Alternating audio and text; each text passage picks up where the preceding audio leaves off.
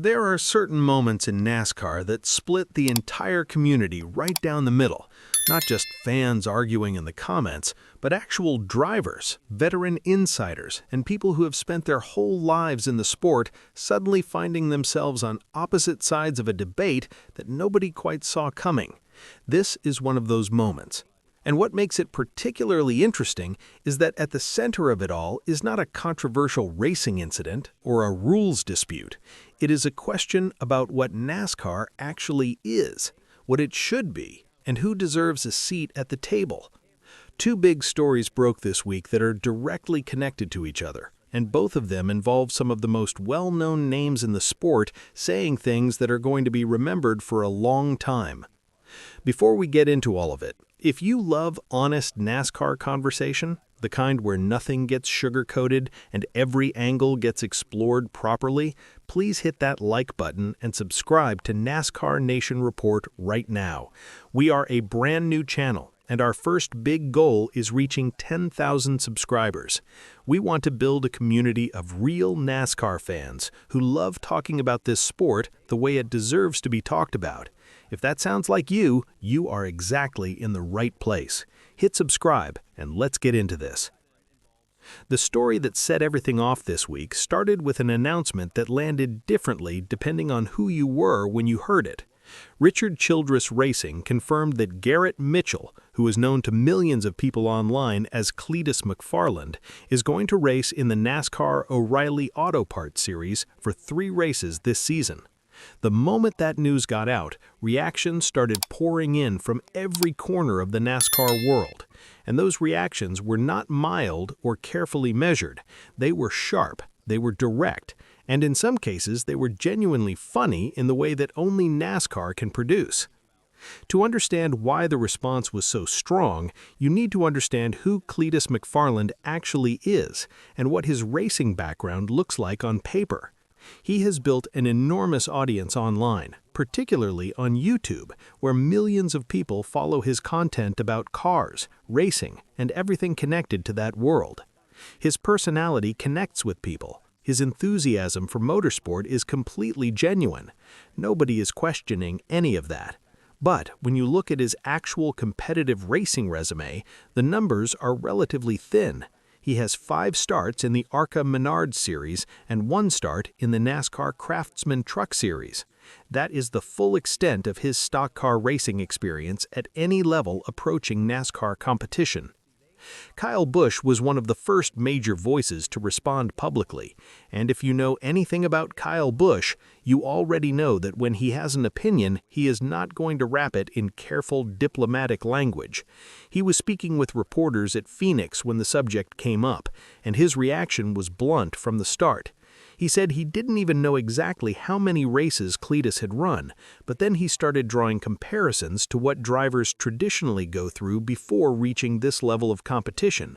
He pointed to Denny Hamlin as an example, saying Hamlin ran somewhere in the neighborhood of 10,000 races before he ever got a shot at the big stage.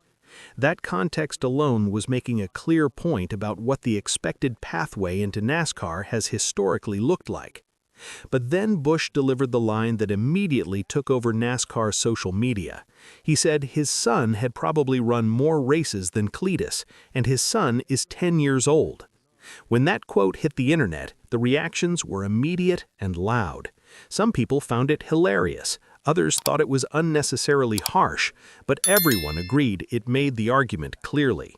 Busch was not trying to be diplomatic. He was saying, directly and without apology, that experience matters in this sport, and that bypassing the traditional development path is something that bothers him, and as he made sure to add, he does not believe he is alone in feeling that way among the drivers currently in the garage.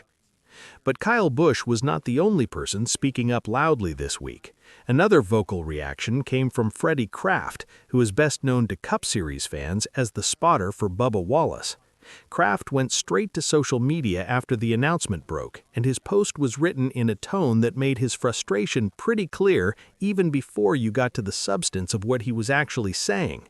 He laid out a sarcastic summary of the situation, pointing out that Mitchell had crashed during his truck approval test at Rockingham Speedway and then spun out on lap 5 of his only Truck Series start.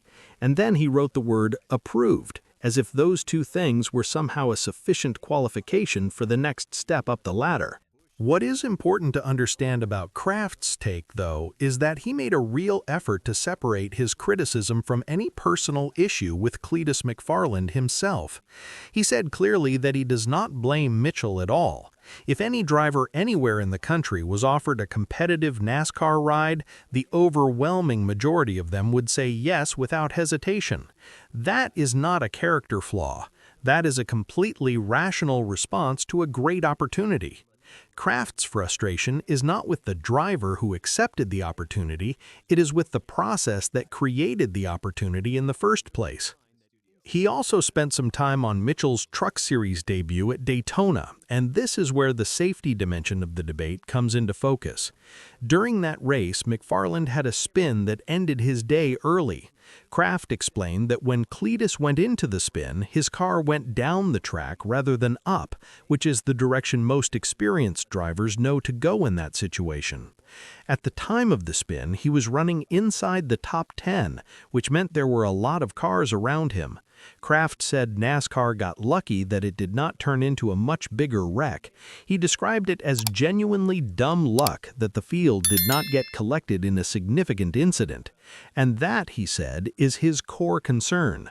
Not the YouTube following, not the marketing value, just the basic question of whether a driver is ready to compete safely at a given level of NASCAR competition.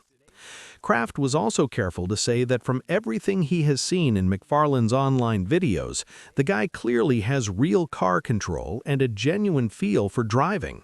He is not dismissing Mitchell as someone who cannot drive. He is saying that the specific skills required for NASCAR competition at this level go beyond what has been demonstrated so far, and that the approval process should reflect that. Then there's the second major voice in this week's story, and this one hits differently because of where it comes from.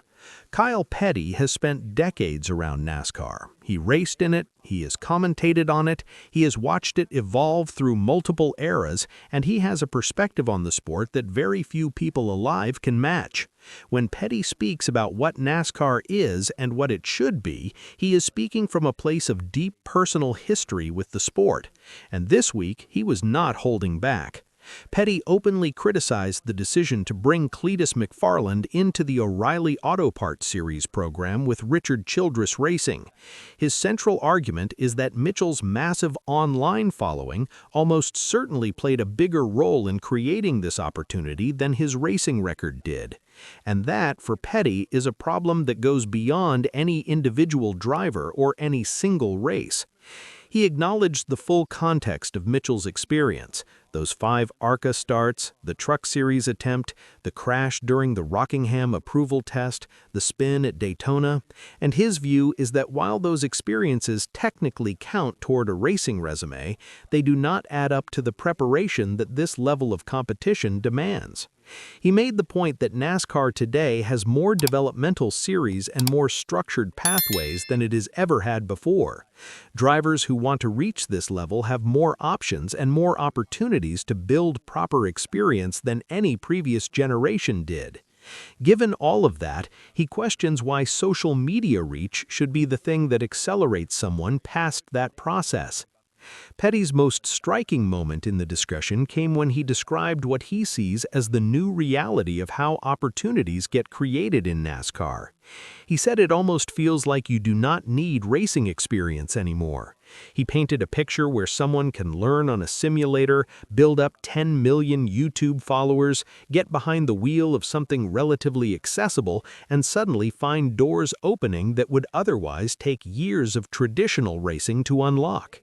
He was not describing this approvingly. He was describing it as a trend that concerns him about the direction of the sport. To his credit, Petty also did something that genuinely added weight to his argument instead of undermining it. He admitted that when he himself entered NASCAR in the late 1970s and early 1980s, he was young and he did not have an overwhelming amount of experience either. He called it the pot calling the kettle black, and he said it himself before anyone else could say it for him. But then he explained why he still thinks the situations are different. When he came up, there were fewer developmental options available. The ladder system was not what it is now. Today, the infrastructure exists for drivers to build real racing experience at multiple levels before stepping into a prominent NASCAR opportunity. That infrastructure, in his view, should be used rather than bypassed. Petty's most direct statement of all was his conclusion that if someone is primarily an internet sensation, they probably do not belong racing at the Cup level and may not be ready for the O'Reilly level either. That is a strong position, and it is one that a significant portion of the traditional NASCAR community shares, even if they are not saying it out loud. But here is where the story gets more complicated, because there are also people inside NASCAR who look at this exact same situation and come to a completely different conclusion. Ty Dillon, who drives for Richard Childress Racing and is the grandson of team owner Richard Childress, has spoken in support of bringing Cleetus McFarlane into the program. His perspective is straightforward. Cleetus has millions of followers who do not currently watch NASCAR races. If bringing him into the garage gets even a portion of those people to tune in and pay attention to the sport, that is something with genuine value for NASCAR's long-term health. When you think about it from that angle, the argument makes real sense. NASCAR has been working for years to grow its audience, to reach younger fans, to connect with people who have never sat in front of a race on television. An internet personality with a massive and passionate following represents exactly the kind of bridge between the sport and potential new fans that is very difficult to manufacture through traditional marketing. That is not nothing. That is actually a pretty significant opportunity. Cleetus McFarlane himself has also been reasonably transparent about how he sees his own situation.